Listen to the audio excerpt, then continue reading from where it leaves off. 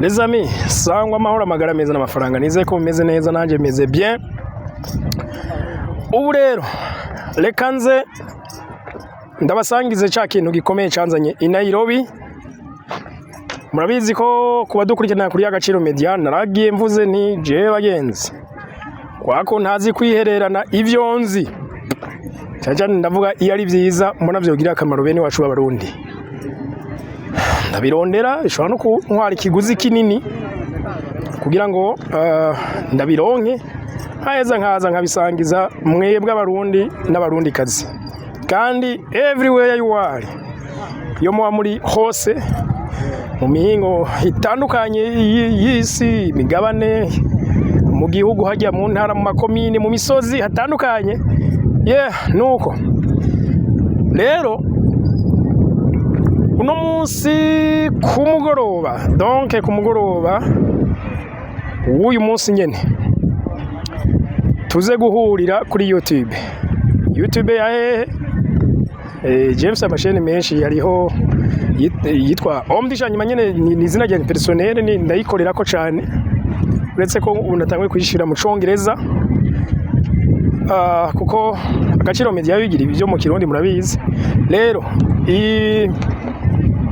ubumenyi bujanye no kwinjiza amafaranga kuri ku rubuga rwa Facebook, waba ufise konte isanzwe, ufise page, reka tukwereke uburyo yinjiza amafaranga. Nivyo byanzanye ngaha rero, nivyo ngira ndabereke, nizera ko bizagufasha abatari bake.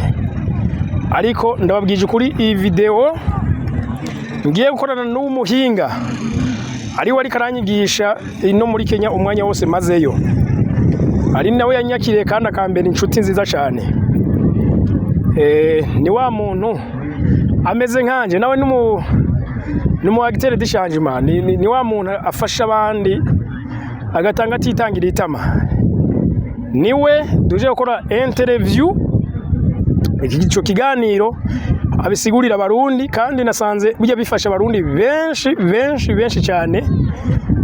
Hari abari mu Burundi bagenzi, bijya abantu reba bari mu Burundi je vraiment sinza akantu tugahindura nimba dufise kure turiko turashaka gushika kuki abantu bihererana ivyiza. Urazi ko mu Burundi hari abantu bari monetize kandi binjiza amafaranga ku ma Facebook mugabo batabivuga. Barahari kuki badakibura bene wabo. None ubundi ko kuri internet ubundi umuntu yinjije amafaranga bitabuze ubundi kuyinjiza, eka kuko abantu batabivuga vrema. Nasanze hari abafasha bari mu Burundi, nasanze hari abafasha bari za Etats-Unis, za South Africa, za Kenya. Nko muri Kenya muri live nagize ubushizeho mwarabonye yuko n'abamotari no bose usanga bakoresha Facebook ariko mu buryo bw'inyungu. Mu mwanya muto aronga arahagarika moto agakora content runaka cashirako. Rero bagenzi, dushoboye ibintu bitandukanye.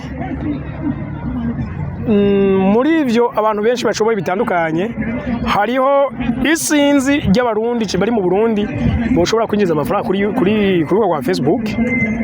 Hari isinzi ry'ugwaruka badafite akazi, ahubwo je ni nabeshi bahora banyandikira ati rega ntitubona aho duhera, simbona ico nokora.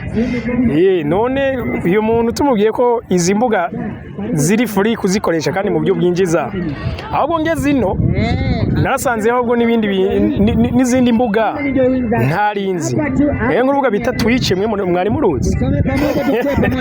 Ntiyabuze abaruzi mugabo narasanze n'izindi nkutangurukana ubumenyi zihuriye ko abantu kandi abazikorera ko binjiza amafaranga.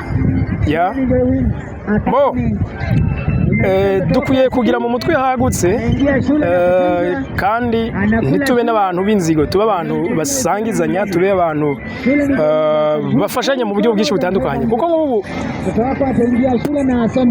habaho ubwoko bw'imirimo myinshi. Jewe iyo ndiko ndabigisha nk'undi mwishe je wa YouTube, uretse kumenya bwa Facebook nibo nagiye kurondera, ntabwo mfise vraiment sinobesha, ariko biriko biraza kamembe. Ku bantu nigisha kuri YouTube ndababwira nti nimba ukora iki, par exemple umudandaza, urudandazo rwawe rukwiye kuba rumatanye na YouTube. nimba uri umuganga urafise ivyuzi mu buvuzi ku buryo ejo naho no munsi wowe uri umukozi ejo wowe uronka kabine yiwawe kubera ubumenyi bwawe donc urafise ivyuzi kubijanye n'ubuvuzi bisangize abantu utangure kuba impanuro muri mu bijanye na burya bumenyi wowe uzi nimba uri umuririmbyi zuragira ama live uvuze apana bya bindi ngo nzorinda kuja muri concert no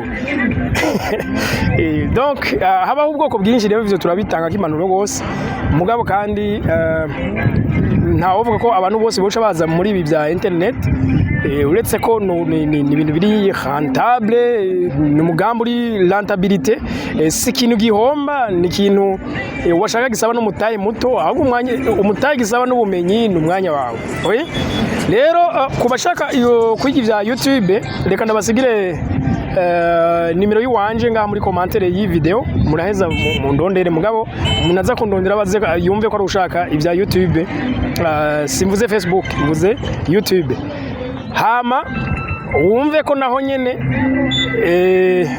hariyo ko akantu mu Burundi kuye guhindura bagenzi nta kintu c'akamaro na kimwe kitagugwa amafaranga ajangira n'iki jambo y'Imana ryonyene ngira niryo riri free sino ibindi byose ushaka impunzu nziza urayigura ushaka gutembera ahantu heza uraharihira ushaka kugendera mu modoka nziza urabiriha ushaka kuba mu YouTuber ari karivye urabiriha so nashatse kumvisha ko ndabirihisha mugabo ugiye kuraba so kubirihisha wapi ndafasha abantu ahubwo biruko nuko nanka nanje gutakaza umwanya mbashaka nti reka haza abantu bari hangaje donc sinsange natakaje umwanya nigisha umuntu mu ndwi zibira cabiheba canke iminsi 5 cabiheba donc yobana njye rantesheje umwanya ubundi ndavyigisha ku buntu ariko nshaka umuntu aba angaje yabangaje donc aza bikeneye ntihaze babandi bose ngo reka manzi numvirize no uzi kubikeneye nuko ndabirisha amafaranga ibihumbi 100 by'amarundi n'udufaranga duke cyane ugiranije n'ibintu ugiye kuronka sino urihisha menshi nayo ngo murabona iyo ndi kurondera ubumenyi hamwe no kurihisha sero niyo nabukuye wumva wondi hangaye bya YouTube navyo nyene nababwiye je nabikuye i Dar es Salaam kurinda kuva mu Burundi i Dar es Salaam urazi kunari mbari nivyo rero abantu bamubitahura ntimuze mwibaze umuntu abatsa akantu dangajema yuko abagize nabi oya nuko nyene bimeze ndabakunda cyane reka tuze guhurira kuri YouTube muje kumenya ibijanye na Facebook nawe ushobora kuzinjiza k'amafaranga Facebook rero nasanze irimo irindi banga rikomeye cyane